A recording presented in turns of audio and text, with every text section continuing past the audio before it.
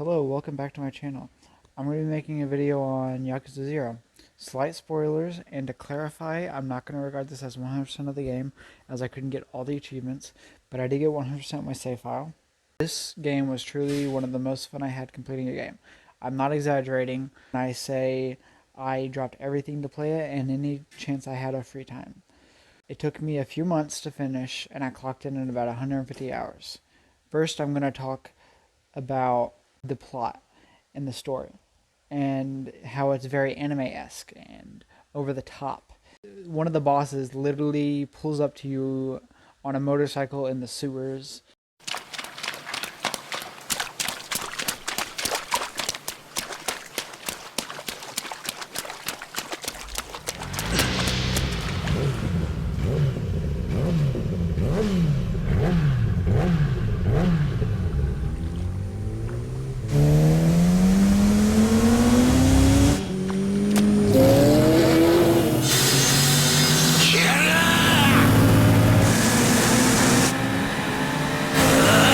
And then right after, you have one of the most heart-wrenching moments in a game I've ever had to sit through that I can think of. But that's really all I have to say about that, because if I keep going, I feel like I'm just going to be repeating any other YouTuber you've probably heard talk about this game.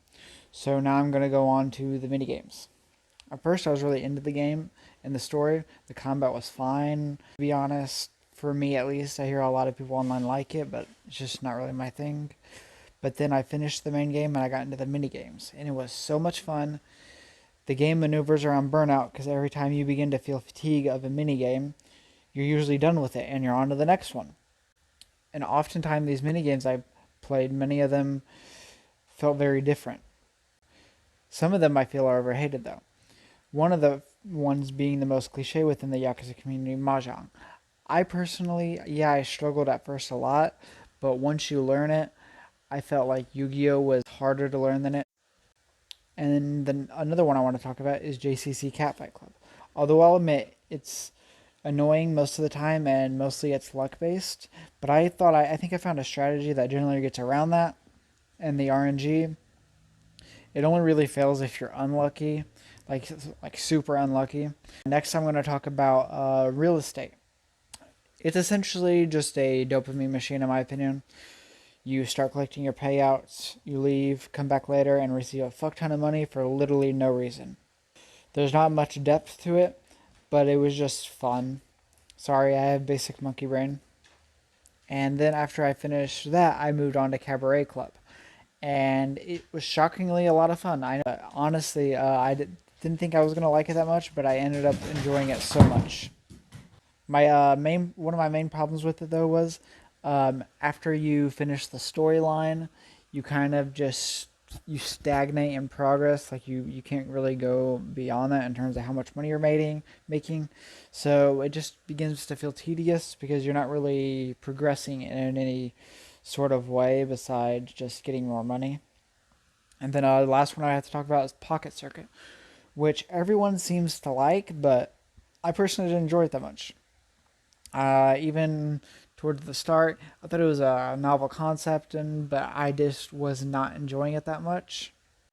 Towards the end, I just started looking up a guide so that way I could get the side stories tied to it out of the way and finish the last cup.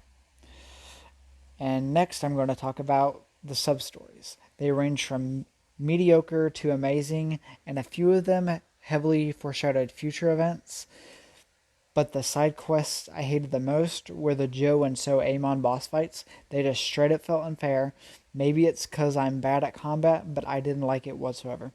I definitely liked it more, definitely like the Mr. Shakedown stuff more, with there being a nice reward every time you beat him, being just a shit ton of cash. But my last talking point is going to be the achievements.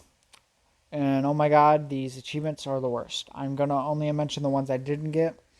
First being the JCC Catfight Club and having to get 10 tournament wins. I probably could have gotten it if I felt like grinding, but I realized I wasn't going to be getting all of the achievements, so I was just like, it just wasn't worth it to me. One of the other ones I missed was the doing all the climax battles. Oh my freaking those climax battles, the worst thing. You'd probably have an easier time 100%ing fucking Crash Bandicoot or something. I hated the climax battles. They made me want to die.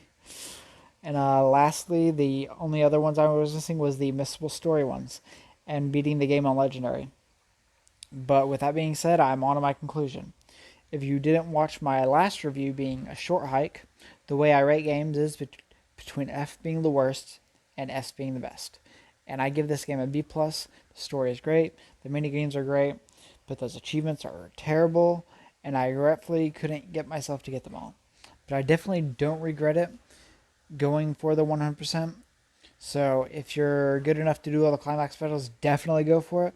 But if you're not, I'd say just play through the main game and do everything in that, and then just stop. And with that being said, have a nice day.